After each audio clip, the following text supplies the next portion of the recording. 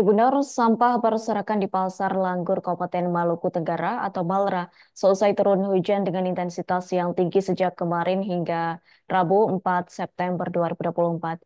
Adapun dari pantauan Tribun Ambon Rabu 4 September, tampak sampah berserakan keluar dari saluran pembuangan hingga meluber ke jalan raya tepatnya di pangkalan ojek belokan ke arah Pasar Sayur.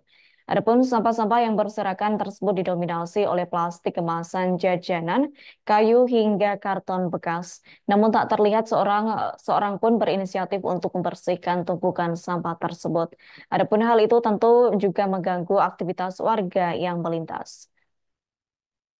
Menurut tukang ojek yakni Poli, hal itu terjadi terutama saat hujan dengan intensitas tinggi imbas dari tersumbat saluran pembuangan di kawasan tersebut. Sementara itu, Kepala Dinas Lingkungan Hidup dan Kebersihan Malra, Cornelis Rito saat dihubungi Tribun Ambon melalui pesan singkat mengatakan akan segera dibenahi.